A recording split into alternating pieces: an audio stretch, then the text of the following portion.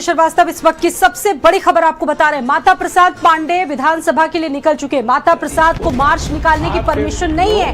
कई कंडीशंस रख दी गई, कई शर्तों के साथ पुलिस ने विधानसभा जाने उनको दिया है आगे के लिए। हालांकि ये संभावना पहले ही थी। मार्च निकालने की आशंका को लेकर उनको रोका गया था। नेता विरोधी दल है माता प्रसाद पांडे, जिनको अब फिलहाल जाने दिया गया है। फिलहाल ये भी बताया जा रहा है कि कई शर्तों के साथ उनको आगे बढ़ने दिया गया है। एक मार्च निकालने की आशंका को लेकर पुलिस ने बीच में ही रोक दिया गया था, लेकिन अब ये भी बताया जा रहा है कि कई शर्तों के साथ उनको आगे बढ़ने दिया गया है। माता प्रसाद पांडे विधानसभा के लिए निकले हैं और सबसे बड़ी बात यह है कि कई कंडीशंस लगाई गई हैं। प्रशासन ने सपा कार्यालय से विधानसभा तक मार्च निकालने की आशंका को लेकर नेता विरोधी दल माता प्रसाद पांडे को रोका था। घर से ही पैदल मार्च और प्रदर्शन की आशंका को लेकर माता प्रसाद पांडे ने जिस तरीके से सवाल उठाए, उसको लेकर पुलिस तंत्र ने यहां पर आज भारी संख्या में पुलिस बल तैनात किया है। फिलहाल बड़ी अपडेट ये है कि घर से ही पैदल मार्च और प्रदर्शन की आशंका को लेकर माता प्रसाद पांडे अपने आवास से रवाना हुए हैं और ये भी बताया जा रहा है कि इस वक्त वहां पर पुलिस मौजूद है और कई शर्तें लगाई गई हैं। मार्च निकालने की आशंका को लेकर पहले उनको रोका गया, अब ये बताया जा रहा है कि उनको आगे बढ़ने जरूर दिया गया है, लेकिन कई कंडीशंस लगाई गई हैं।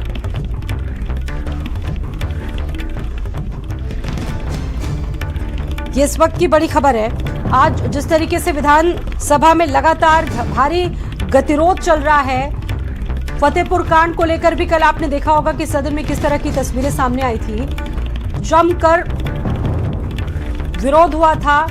नेता विरोधी दल माता प्रसाद पांडे को अब आगे जाने दिया गया। हमारे साथ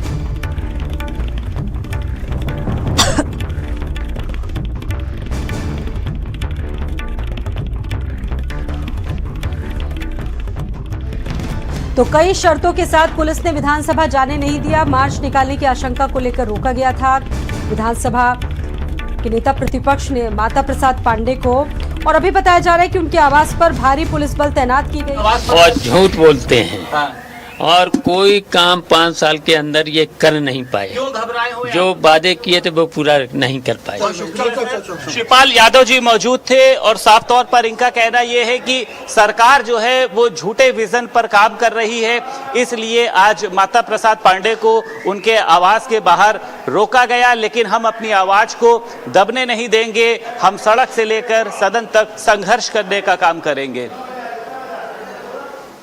7 विजन डॉक्यूमेंट पर आज सदन में विशेष चर्चा रखी गई और इसी विजन डॉक्यूमेंट पर लगातार सवाल उठाए जा रहे हैं विपक्ष की तरफ से। लेकिन सदन की अगर हम दूसरी तरफ बात करें तो नेता प्रतिपक्ष माता प्रसाद पांडे ने भी जिस तरीके से सवाल उठाए, और संदीप खेर इस वक्त हमारे साथ मौजूद हैं इस बड़ी खबर पर बातचीत करने के लिए।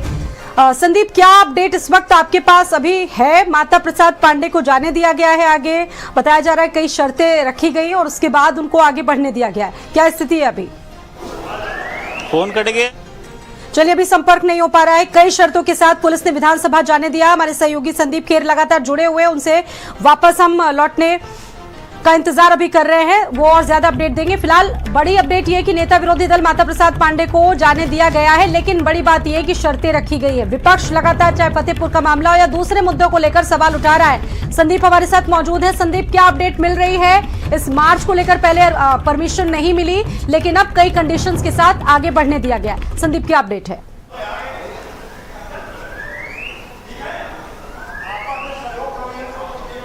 देखिए स्वाति, मेरी आवाज मिल रही है आपको? बिल्कुल मिल रही है, आप बताइए। स्वाति, आज माता प्रसाद पांडे के आवास के बाहर देखिए इसलिए पुलिस पहुंची थी कि पुलिस को आशंका है कि एक पैदल मार्च जो है वो यहां से निकाला जा सकता है। आपने देखा अभी शिवपाल यादव जी से मेरी बातचीत हुई तो उन्होंने भी यही कहा कि सरकार जो है लोकतंत्र की आवाज को खत्म करना चाहती है, विपक्ष के मुद्दों को सुनना नहीं चाहती है, इसलिए उन्होंने माता प्रसाद पांडे के आवास के बाहर जो है वो पुलिस भेजने का काम किया है। हालांकि माता प्रसाद पांडे आज से देखिए सत्र के लिए रवाना हो चुके हैं।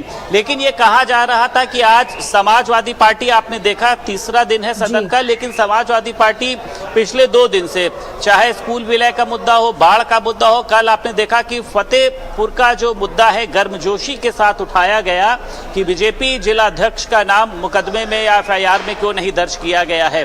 हालांकि सरकार का ये कहना है कि जो भी इसमें दोषी हैं हम उसके ऊपर कार्रवाई कर रहे हैं, लेकिन फिर भी विपक्ष इस मुद्दे को उठा रहा है कि जो इसमें दोषी थे उनके ऊपर कार्रवाई नहीं हुई, इसलिए क्योंकि वो भाजपा के लोग थे। शिवपाल यादव ने देखिए साफ तौर पर यह भी कहा है कि हम सरकार से डरने वाले नहीं हैं, हम सड़क से लेकर सदन तक संघर्ष करेंगे और आज भी अपनी आवाज को उठाने का काम करेंगे।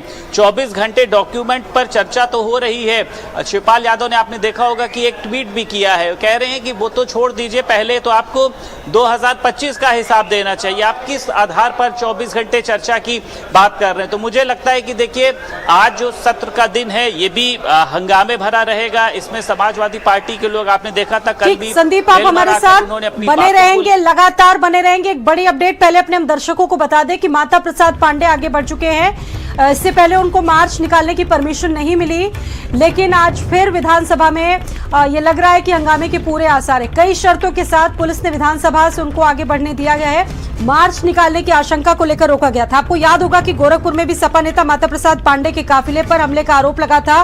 उस दौरान उनका रास्ता बुलडोजर से रोक लिया गया था और अखिलेश यादव ने भी इस पर तीखी प्रतिक्रिया व्यक्त की थी। तो ये स्थितियां देखने को मिल रही विधानसभा में। हंगामे के भी आज पूरे आसार है। तीसरा दिन है। गोरखपुर में रोके जाने को लेकर समाजवादी पार्टी में जबरदस्त हंगामा उस वक्त किया था।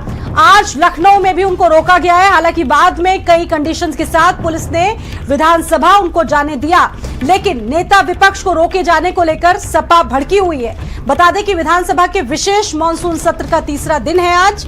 यूपी विधानसभा के इतिहास में शायद ऐसा पहली बार होगा जब सदन की कार्यवाही 24 घंटे चलेगी। आज कल और विधानसभा का यह सत्र 24 घंटे के लिए लगातार चलेगा।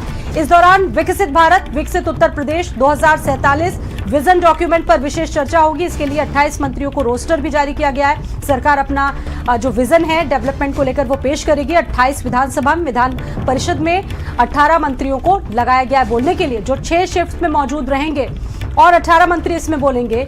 संबंधित विभागों के मंत्रियों को भी हर समय सदन में रहने का आदेश है। आज शाम 6 बजे से लेकर रात 9 बजे तक का जो पहला रोस्टर है वो जारी कर दिया गया। इसी दौरान 4 मंत्री अपने विभागों का विजन डॉक्यूमेंट पेश करेंगे। लक्ष्मी नारायण चौधरी और राकेश सचान अपना विजन डॉक्यूमेंट पेश करेंगे। हालांकि इसी विजन डॉक्यूमेंट को लेकर सवाल विपक्ष उठा रहा है। विजय लक्ष्मी गौतम और नितिन अग्रवाल भी इस दौरान मौजूद रहेंगे। उनका जो वक्त है वो मुकर्रर किया गया। एक और अपडेट आपको बता रहे हैं इसी से जुड़ी हुई। रात 12 बजे से लेकर सुबह 3 बजे तक 4 दूसरे मंत्रियों की ड्यूटी लगाई गई इसमें, जिसमें अनिल कुमार, दयाशंकर सिंह, दयाशंकर दयालु और ब्रजेश सिंह का नाम भी शामिल है। मंत्री अपने अपने विभागों का विजन डॉक्यूमेंट वहां पर पेश करेंगे। और चूंकि मंत्रियों को समय मुकर्रर कर दिया गया है, तमाम मंत्रियों को उनका जो विभाग से जुड़ा विजन डॉक्यूमेंट है वो पेश करना है और ऐसे में सदन में रहने के निर्देश दिए गए। मुख्यमंत्री योगी आदित्यनाथ भी कल सदन आखिरी दिन में सदन का विजन डॉक्यूमेंट 2047 के मुद्दे पर सदन को संबोधित करेंगे। फिलहाल कई मंत्रियों की ड्यूटी जिस तरीके से लगाई गई, एक पूरा रोस्टर जारी कर दिया गया है। कौन कौन से मंत्री को कितनी कितनी देर बोलना है और साथ ही साथ क्या क्या समय रहेगा वो आपके सामने है। 5 मंत्रियों का विजन डॉक्यूमेंट आपको बता रहे हैं 6 से 9 के बीच में, जिसमें जयवीर सिंह, नंदगोपाल नंदी अपना विजन डॉक्यूमेंट पेश करेंगे अपने विभागों से जुड़ा हुआ। संदीप सिंह, रविंद्र जायसवाल, सुमेंद्र तोमर भी विजन डॉक्यूमेंट पेश करेंगे और सुबह 6 बजे से लेकर 9 बजे तक इन 5 मंत्रियों का जो समय है वो मुकर्रर किया गया है। तो सुबह 9 बजे से लेकर 11 बजे तक विजन डॉक्यूमेंट का आखिरी सेशन भी होगा, जिसमें सूर्य प्रताप शाही, कृषि मंत्री संजय निषाद अपने विभागों का विजन डॉक्यूमेंट रखेंगे। गुलाब देवी और रजनी तिवारी भी अपना विजन डॉक्यूमेंट पेश करेंगी। वहीं सुबह 9 बजे से लेकर 11 बजे तक विजन डॉक्यूमेंट का आखिरी सेशन होगा। कल मुख्यमंत्री सदन में भी 2047 तक का जो विजन होगा वो पेश करेंगे, संबोधित करेंगे। संदीप खेर हमारे साथ मौजूद है। संदीप, लगातार तमाम विभागों का जो वक्त मुकर्रर किया गया है 9 से 11 बजे की टाइमिंग, कौन कौन रहेगा, मतलब पूरा जो एजेंडा है वो एक तरह से सेट हो चुका है और आज देखना होगा कि क्या क्या होता है। लेकिन इसी विजन डॉक्यूमेंट पर सवाल भी उठ रहे हैं विपक्ष की तरफ से। संदीप, देखिए बिल्कुल ठीक कहा स्वाति आपने, इस पूरे विजन पर देखिए सवाल उठा रहे हैं। और देखिए आपने ये देखा कि शिवपाल यादव ने भी देखिए एक ट्वीट किया और उन्होंने ये कहा कि ये 2047 का सपना मत बेचिए, बल्कि 2025 की उपलब्धियों को बताने का काम करिए। आज शाम को 6 बजे से कल 11 बजे तक जो है ये पूरा जो सेशन है वो चलाया जाएगा, यानी पूरी रात भर ये सेशन चलेगा। लेकिन आप देखिए शिवपाल यादव ने देखिए ट्वीट करके जो है कई तरीके के सवाल खड़े कर दिए कि आपने कहा था 2022 तक किसान की आय दुगनी करेंगे, नहीं हुई। 2047 में रोजगार मिलेगा, यानी भाजपा का मतलब है आज के बेरोजगार 22 साल के बाद बुजुर्ग बनकर जॉब ज्वाइन करेंगे। 2047 में हॉस्पिटल होंगे, मरीज को पेड़ से सलाइन टांगने वाली सरकार से हाईटेक का वादा वह रहे अमृतकाल। शिवपाल यादव की मैं आपको बातें बता रहा हूं क्योंकि यहाँ 2047 पे चर्चा होनी है। 2047 में अपराध खत्म होगा, 2025 में अपराधी जो हैं वो गार्ड ऑफ ऑनर पा रहे हैं। भाजपा का अमृतकाल असर में अपराध काल है। 2047 में स्मार्ट क्लासरूम और 2025 में बच्चे जो हैं वो टूटी बेंच पर बैठकर पढ़ रहे हैं। ये स्मार्ट नहीं, स्टार्ट रूम क्लासरूम है। तो 2047 के विजन को लेकर देखिए आज चर्चा तो भारतीय जनता पार्टी करने जा रही है। तमाम मंत्री, ये 13 और 14 की जो तारीख है संदीप, एक तरह से इतिहास में भी दर्ज होने वाली है, क्योंकि विकास के तमाम रिकॉर्ड जिनका दावा योगी सरकार कर रही है, नॉन स्टॉप जो विजन है जिस पर बातचीत होगी।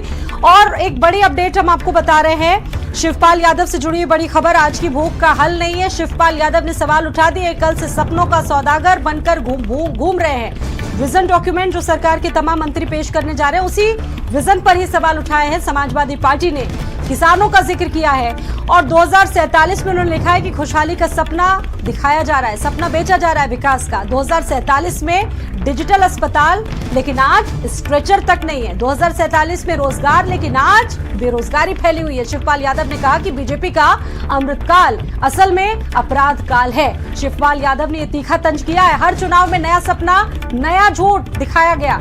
ये बीजेपी की सरकार पर आरोप लगाए और कहा कि 2047 के सपने मत बेचिए, 2025 का हिसाब दीजिए। सपा महासचिव शिवपाल यादव का ये पोस्ट और बहुत तीखे तंज के साथ उन्होंने कई सवाल इस पर उठाए हैं। संदीप खेर हमारे साथ लगातार जुड़ रहे हैं। संदीप, उसी विजन डॉक्यूमेंट का हम जिक्र कर रहे हैं, बात कर रहे हैं, लेकिन उसी विजन डॉक्यूमेंट को लेकर जिस तरह से सवाल उठाए हैं और ये भी कहा गया है कि पिछले 9 सालों का जरा हिसाब तो दीजिए आप। 2047 का विजन लेकर आप चल रहे हैं, लेकिन आज क्या है ये तो बताइए।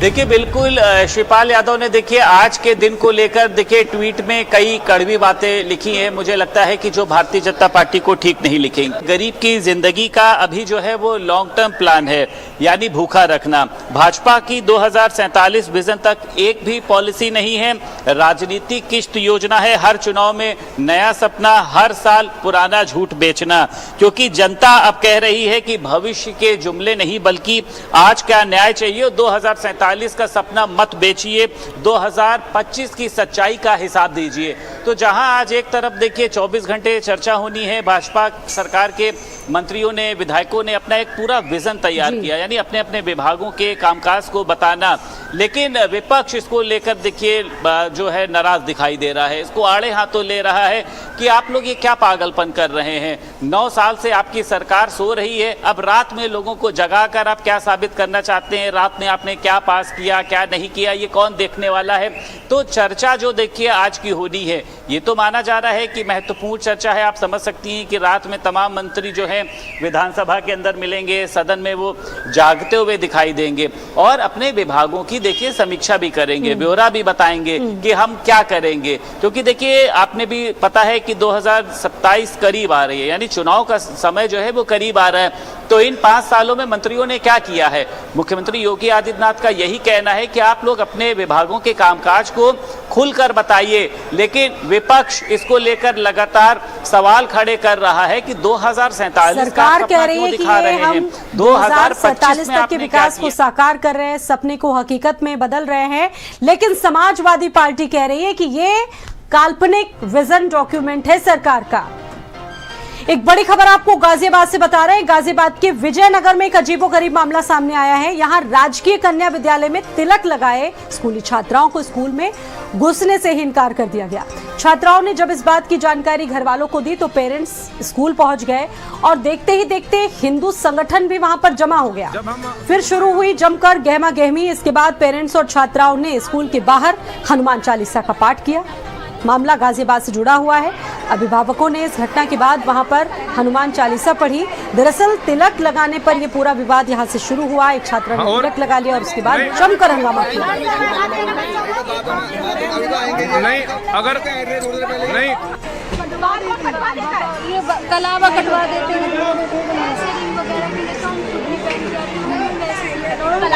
जब हम शुरू में आए आपका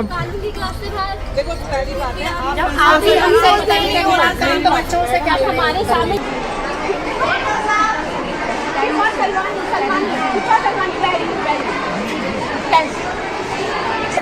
हाँ, और नहीं नहीं अगर नहीं ये कलावा कटवा देते हैं।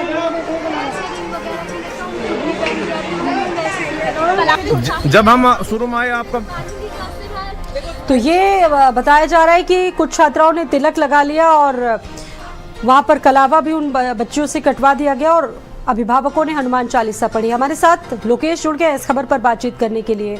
लोकेश, पहले तो ये बताइए कि किस स्कूल का ये मामला है और तिलक पर इतना बवाल हो गया, छात्रों की एंट्री पर बैन लगा दी गई। लोकेश, आपसे जानेंगे।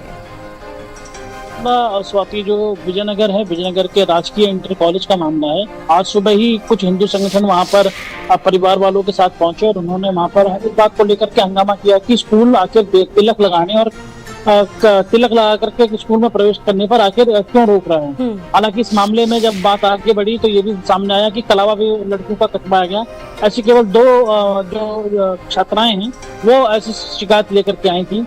हालांकि इस मामले में उसके बाद जो चूंकि ये गर्ल्स इंटर कॉलेज था, यहाँ पर पुलिस को भी बुला लिया गया। कुछ हिंदू संगठन के भी लोग पहुंचे और परिवार वालों ने घर के जो स्कूल था उसके बाहर हनुमान चालीसा भी पढ़ी।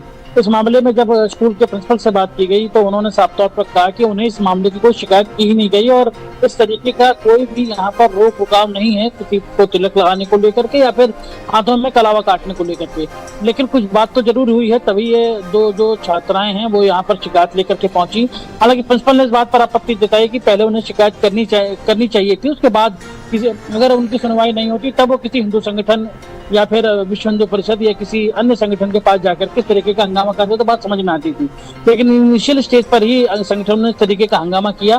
फिलहाल बातचीत का दौर जारी है। प्रिंसिपल के कमरे में परिवार वाले बुलाए गए हैं, वो दोनों छात्राएं बुलाई गई हैं। प्रिंसिपल उनसे खुद बातचीत कर रही हैं और जो बाहर है वो पुलिस की तैनाती की गई है ताकि किसी तरीके का कोई भी लॉ एंड ऑर्डर का इशू ना बने, क्योंकि गर्ल्स इंटर कॉलेज है और ऐसे में प्रिंसिपल ने इस बात पर आपत्ति जताई कि वहाँ पर कुछ जो हिंदू संगठन के कार्यकर्ता थे, जो कि मेल थे, वो वहाँ पर घुसाए, जो कि किसी भी तरीके से बर्दाश्त नहीं था। उनकी तरफ से ये बयान सामने आया है। अब देखना ये होगा कि इस मामले में कहाँ तक क्या ये मामला भी शांत होता है या आगे चलकर भी ये तूल पकड़ेगा। बिल्कुल, इन बातों पर आपत्तियां थी और ये विवाद जिस तरीके से हुआ है, लोकेश वहां से जानकारियां दे रहे हैं। कितनी छात्राओं के साथ इस तरह का बर्ताव किया गया, उनके कलावे काटे गए हैं, तिलक लगाया गया? क्योंकि कई छात्राओं ने, क्योंकि बड़ी संख्या में नजर आ रहे हैं उनके पेरेंट्स, आप दो का जिक्र कर रहे हैं, कुछ और इसको लेकर अपडेट दिए क्या? अभी तक केवल दो छात्राएं और उनके परिवार वाले सामने आए हैं। हालांकि हो सकता है कि इस तरीके की शिकायत कई और छात्र होंगे, लेकिन वो डर के मारे या स्कूल से निकाले जाने के डर के मारे, प्रिंसिपल के और टीचर्स की डांट के चलते वो अभी सामने ना आई हैं। इसीलिए इस बात को लेकर के एक बातचीत का दौर चल रहा है और उम्मीद जाहिर की जा रही है कि इसका थोड़ी देर में निष्कर्ष निकलेगा। और अगर निष्कर्ष नहीं निकलता तो इस मामले में स्कूल के प्रबंधन, चूंकि ये गवर्नमेंट जो है गर्ल्स कॉलेज है, गर्ल्स इंटर स्कूल है, तो ऐसे में इनके खिलाफ कार्रवाई की जा सकती है जो टीचर्स हैं जिन्होंने इस तरीके की रोक लगाई है। तो हालांकि ये अभी आरोप प्रत्यारोप का दौर है, बातचीत का दौर जारी है। उम्मीद ये की जा रही है कि शायद मामला शांत हो जाए। इसी वजह से वहाँ पर मौके पर पुलिस भी बुला ली गई है। जो हिंदू संगठन के कार्यकर्ता हैं वो भी स्कूल के बाहरी जो गेट है उसके पास खड़े हैं। किस तरीके का फैसला होता है उसके आधार पर आगे की रूपरेखा तैयार होगी। फिलहाल स्कूल के बाहर जो हनुमान चालीसा पढ़ी जा रही थी वो रुक गई है। परिवार के लोग और जो प्रिंसिपल है उनके बीच में बातचीत का दौर जारी है। बिल्कुल, बहुत शुक्रिया आपका लोकेश जानकारी देने के लिए। तो तिलक और कलावे को लेकर ये विवाद उपजा यहाँ पर और अभी फिलहाल मामला जो है वो स्थिर बताया जा रहा है। पुलिस भी वहाँ पर पहुंची और सबसे ज़्यादा आपत्ति स्कूल को इस बात की थी कि वहां पर हिंदू संगठन को आखिर क्यों बताया गया इस पूरे मामले को। और आज वहां पर हनुमान चालीसा का पाठ भी लोकेश बता रहे थे कि परिवार वालों ने किया छात्राओं के। मेरे संज्ञान में ऐसी कोई बात नहीं आई है और ना ही कोई टीचर मना करती, ना ही गेट पे मना किया जाता है। अगर किया है तो मेरे पास आते, ये कौन सा तरीका, स्टेज पे राजनीति कर रहे हैं, पॉलिटिक्स कर रहे हैं, पूरा का पूरा 30-35 लोग आ गए। अगर कोई समस्या है तो पहले प्रिंसिपल को सूचित किया जाए। अगर मैं नहीं सुनती हूँ तब आगे आप बढ़े।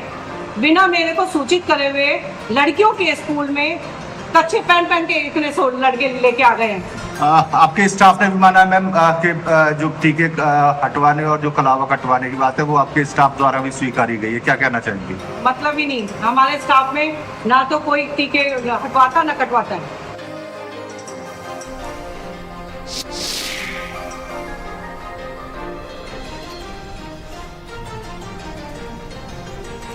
विधानमंडल कार्यवाही सत्र का तीसरा दिन है और चारों तरफ गतिरोध और जमकर गहमा गहमी चल रही है। आपने देखा कि विपक्ष लगातार सरकार पर आरोप लगाए जा रहे हैं, उधर सरकार भी पुख्ता रणनीति बना रही है। एक बड़ी अपडेट आपको इससे जुड़ी हुई बता रहे हैं। डिप्टी सीएम केशव प्रसाद मौर्य का एक स्टेटमेंट सामने आ चुका है। इसको लेकर एक बयान डिप्टी सीएम केशव प्रसाद मौर्य का विपक्ष से अपील करते नजर आ रहे हैं। केशव प्रसाद मौर्य, विपक्ष विधानसभा सत्र का बहिष्कार ना करे, केशव प्रसाद मौर्य ने अपील की है। लगातार 24 घंटे विकसित भारत पर चर्चा होगी और सत्र का बहिष्कार ना करे विपक्ष, ये अपील की है केशव प्रसाद मौर्य ने। कल आपने देखा होगा शिवपाल यादव और केशव प्रसाद मौर्य के बीच भी तीखी नोकझोंक हुई ट्वीट के जरिए, और आज अपील की है विपक्ष से केशव प्रसाद मौर्य ने कि हम विकास पर चर्चा कराने जा रहे हैं। 24 घंटे विकास पर चर्चा होगी और आप इस चर्चा को बाधित करने की कोशिश ना करें। देखिए, मैं इतना ही समाजवादी पार्टी से कहूंगा, ये विकास का मुद्दा है। अगर उनकी विकास में रुचि होगी, 25 करोड़ प्रदेशवासियों के भविष्य में रुचि होगी, तो वह इस सत्र का हिस्सा बनेंगे। और अगर उनकी रुचि गुंडों, अपराधियों, माफियाओं, दंगाइयों, भ्रष्टाचारियों में होगी तो वो इस तरह। देखिए, मैं इतना ही समाजवादी पार्टी से कहूंगा, ये विकास का मुद्दा है। अगर उनकी विकास में रुचि होगी, 25 करोड़ प्रदेशवासियों के भविष्य में रुचि होगी, तो वह इस सत्र का हिस्सा बनेंगे। और अगर उनकी रुचि गुंडों, अपराधियों, माफियाओं, दंगाइयों, भ्रष्टाचारियों में होगी तो वो इसका हिस्सा नहीं बनेंगे। बड़ी खबर आपको पीलीभीत से बता रहे हैं। पुलिस की कैद से एक आरोपी भाग गया है। टॉयलेट के बहाने थाने से भागा है आरोपी। अपहरण का आरोपी बताया जा रहा है। अपहरण का यह आरोपी थाने से फरार हो गया है। पुलिस इसका पीछा करती ही रह गई, लेकिन आरोपी फुर्र हो गया। भागने का वीडियो सीसीटीवी में कैद हुआ है। थाना भरखेड़ा के से जुड़ा ये मामला है। आरोपी पुलिस का हाथ छुड़ाकर फरार हो गया। अब सबसे बड़ा सवाल पुलिस की मुस्तैदी पर था कि सोचिए कि अपहरण जैसा गंभीर आरोप इस पर लगा है और टॉयलेट का बहाना बनाकर पुलिस का हाथ छुड़ाकर ये आरोपी भाग गया और पुलिस इसका पीछा ही करती रह गई, लेकिन आरोपी फरार है। घटना का वो वीडियो भी अब सामने आ चुका है जिसमें साफ देखा जा रहा है कि अपराधियों के, आरोपियों के हौसले इस तरह से बिल्कुल बेधड़क हैं, बेखौफ हैं, लेकिन पुलिस पीछे पीछे भागती नजर आई। अब पुलिस की सुस्ती पर सवाल है क्योंकि पुलिस की कैद से आरोपी भाग गया। तमाम गंभीर सवाल है और पुलिस महज पीछा करती रह गई। अब आप सोचिए कि इतनी लापरवाही भला ऐसे कैसे कर सकती है पीलीभीत की पुलिस की गिरफ्त में आरोपी था। टॉयलेट का बहाना उसने बनाया और उसके बाद ये लापरवाह पुलिस। तो ये उत्तर प्रदेश की व्यवस्था है, ये कानून व्यवस्था का हाल है पीलीभीत का। आप सोचिए कि पुलिस के एक बाल पर सीधा सीधा सवाल उठ रहा है। पुलिस के ये जवान है। अब आप सोचिए सबसे बड़ा सवाल इनकी फिटनेस पर है, इनकी फुर्ती पर है। क्या फिटनेस, क्या फुर्ती उत्तर प्रदेश पुलिस के जवानों की कि अपराधी आगे आगे भाग रहा है और पुलिस जो है पीछे पीछे दौड़ती हुई नजर आ रही है। अब सबसे बड़ा सवाल ये कि कानून के हाथ इतने कमजोर कैसे होगी। कहा जाता है कि उत्तर प्रदेश कानून सबसे बड़ी यहाँ की पुलिस व्यवस्था है, कानून के हाथ इतने मजबूत, और उसके बाद ये तस्वीरें पुलिस देखती रह गई और किडनैपिंग का जो आरोपी था वो पुलिस की चंगुल से भागता रह गया। ये तस्वीरें वहां पर एक सीसीटीवी कैमरे में कैप्चर हुई है। पीलीभीत की यह खबर है जहां पर पुलिस के इकबाल पर सीधा सीधा सवाल जो उठ रहा है, पकड़ने की कोशिश उसको की गई है। हरिपाल इस खबर पर हमारे साथ मौजूद हैं। हरिपाल, ये पूरा घटनाक्रम आपसे जानेंगे। पुलिस का इकबाल एक बार फिर से सवालों में आ गया है। ये जो कुछ हुआ है पीलीभीत में, तमाम सवाल उठ रहे हैं उस पर। देखिए बिल्कुल स्वाति, आपको बताऊं कि ये जो पूरा प्रकरण है वो थाना बरखेड़ा क्षेत्र के गांव की एक युवती नाबालिग थी, उसको भगाने के आरोप में जो आरोपी जो भागने वाला, इसका नाम सोहिल है। वो बताया जा रहा कि कल पुलिस ने इसको थाना द्यूरनिया जो बरेली जिला में पड़ता वहां का ही रहने वाला, और कल पुलिस ने इसी आरोप में उसको पकड़कर थाने लाई थी। लेकिन आज सुबह जिस तरह से युवक हवालात से निकल करके टॉयलेट के बहाने एक पुलिसकर्मी का हाथ छुड़वाने के बाद थाना परिसर से फरार हो जाता है, इसके बाद आप साफ तौर पर समझ सकते हैं कि जो आरोपी है वो थाने की सामने जो गलियां है कस्बे की वहां भाग रहा है, और जो पुलिस के लोग हैं वो उसका पीछा कर रहे हैं। लेकिन पुलिस के जो लोग हैं, जो सिपाही है, वो साफ तौर पर दौड़ते हुए नजर आ रहे हैं, जो साफ तौर पर चिल्ला रहे हैं कि इसको पकड़ो। जानकारी देने के लिए एक छोटा सा ब्रेक यहाँ लेंगे। ब्रेक के उस पार होंगी उत्तराखंड की